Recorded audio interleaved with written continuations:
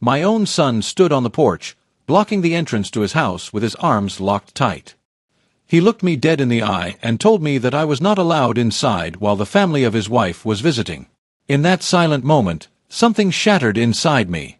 I turned around, walked back to my sedan, and dialed my attorney before my hand even touched the ignition key.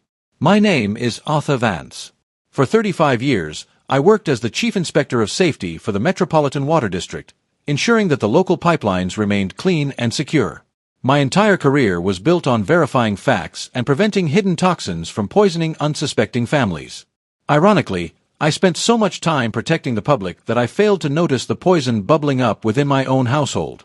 My wife Martha and I have been happily married for nearly 40 years. She is the kind of woman who remembers every birthday and coordinates community food drives with military precision. Together, we raised one son named Connor, who eventually married a sharp paralegal named Natalie. We used to be a close family, gathering for dinners every weekend while my best friend Raymond joined us to drink cider and debate local sports.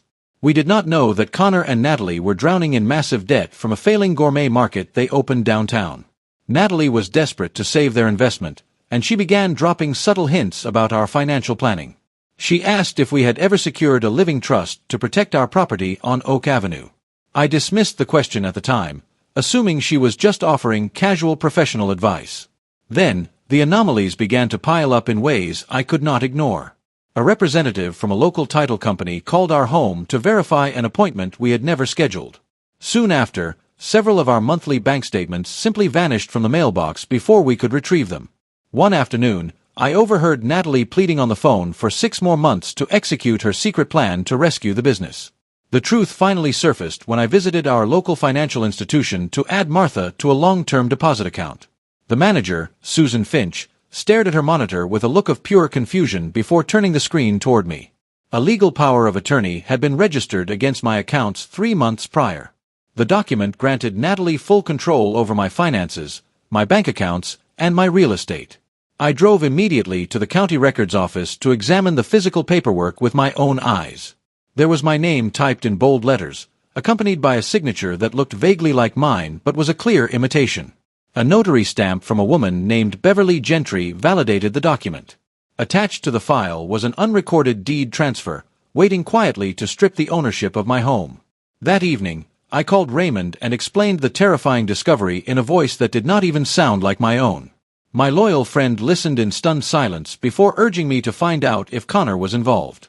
Raymond warned me that the financial betrayal would sting, but the betrayal from my own flesh and blood would break my heart. He was entirely correct, and the thought kept me awake all night. The next day, I retained a fierce estate litigator named Victoria Thorne, who was famous for her ruthless approach to fraud. Victoria analyzed the paperwork, laughed dryly, and informed me that the notary stamp was completely fabricated. There was no record of any notary public named Beverly Gentry in our state. Natalie had manufactured the entire document using templates from the law firm where she worked as a paralegal. Victoria immediately initiated an emergency revocation to freeze any pending transfers of my property with the county. She then issued formal subpoenas to obtain the digital records from the employer of Natalie.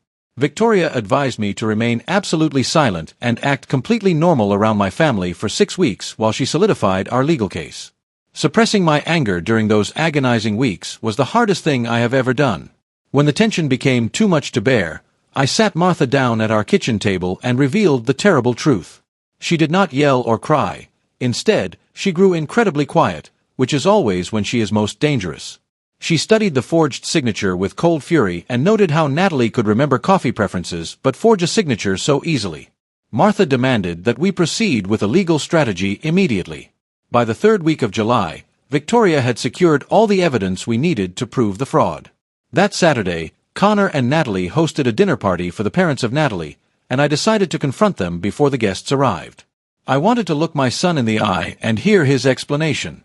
But when I reached the porch, Connor blocked the door, refusing to let me inside. Natalie emerged from the hallway, holding a kitchen towel and looking pale as she recognized the expression on my face. She tried to dismiss me, asking if this conversation could wait until her parents departed. I refused and openly declared that I knew about the forged power of attorney and the fake notary stamp. Natalie did not flinch. Instead, she claimed she was merely protecting our family assets for the future. I told Natalie that forging the stamp of a non-existent notary was not protection. It was a serious felony. Connor stood between us, desperately trying to defend her actions by claiming she was only trying to help us organize our estate. I looked at my son and asked him how a forged signature could ever be considered helpful. Neither of them could offer an answer, and their silence spoke volumes. I turned my back on them, walked directly to my car, and authorized Victoria to launch the legal onslaught. The state prosecutor charged Natalie with identity theft and first-degree forgery, which are severe crimes in our jurisdiction. She eventually avoided prison by pleading guilty to a single count of forgery, receiving 3 years of strict probation.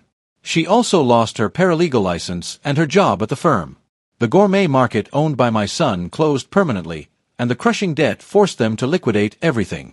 Connor and Natalie separated shortly after the scandal, and my son moved into a modest apartment across town. Our relationship is not fully repaired, but Connor now calls me twice a week to talk. He even sat next to me during our holiday dinner, which felt like a step toward healing.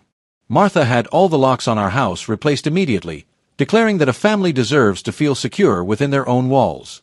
Today, our title is clean, and there are no threats looming over our property. Martha is currently in the kitchen, happily preparing dinner and muttering at a complicated recipe. Out on the back patio, Raymond is pretending to repair a lawnmower that is already in perfect working condition. I join Raymond on the porch, and we sit together in the peaceful evening air without needing to say a word. This painful ordeal taught me that the strongest structures require constant vigilance to keep them safe from decay. Sometimes, the people we love the most can drift into darkness when they are desperate. But truth has a way of restoring the foundation, allowing us to slowly rebuild what was nearly destroyed.